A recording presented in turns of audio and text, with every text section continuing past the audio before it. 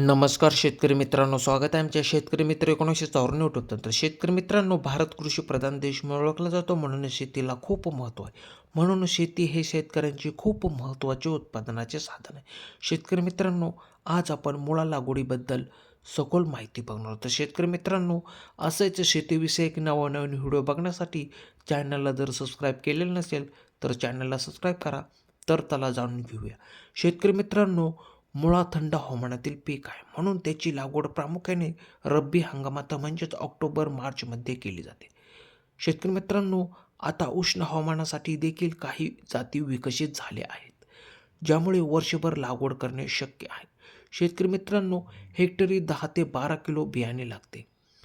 लागवडीसाठी अंतर उष्णकटिबंधीय जातींसाठी 8 सेंटीमीटर अंतरावर पेरणी करावी लागते. शेतकरी मित्रांनो, लागवडीनंतर पिकाच्या वाढीनुसार 15 दिवसांनी संतुलित खतांचे व्यवस्थापन खूप महत्त्वाचे असते, जेणेकरून मुळ्याचा रंग आणि आकार चांगला राहील. मुळ्याच्या वाढीच्या अवस्थेनुसार पाण्याची गरज असते. काढणी साधारणपणे लागवडीनंतर 25 ते 60 दिवसांमध्ये पीक काढणीस तयार होते.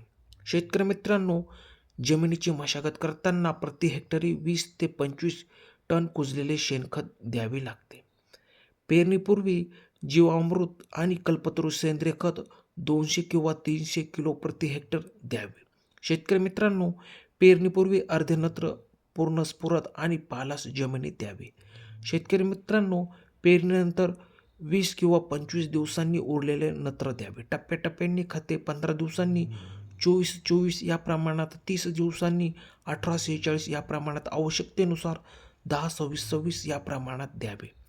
शेतकरी मित्रांनो, ठिबक सिंचन वापरत असल्यास आठवड्यातून एकदा 100 लिटर प्रति एकर जीवामृत सोडावे.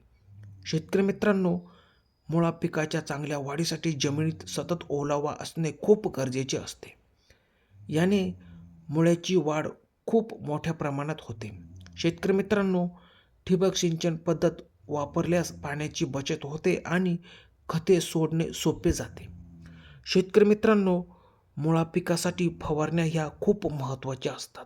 वेळोवेळी जर फवारण्या केल्या तर उत्पादनात खूप मोठ्या प्रमाणात वाढ होते. शेतकरी मित्रांनो, कीड आणि रोगाच्या प्रादुर्भावावर नियंत्रण ठेवण्यासाठी निंबोळी तेलासारख्या सेंद्रिय फवारण्या कराव्यात.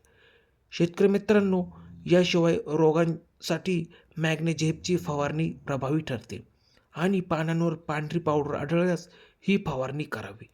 फवारण्या करताना कीटकनाशके आलटून पलटून वापरावेत. शेतकरी मित्रांनो, तुम्हाला दिलेली माहिती कशी वाटली? दिलेली माहिती आवडल्यास आमच्या चॅनलला जर सबस्क्राईब केलेलं नसेल तर चॅनलला सबस्क्राईब करा. धन्यवाद शेतकरी मित्रांनो.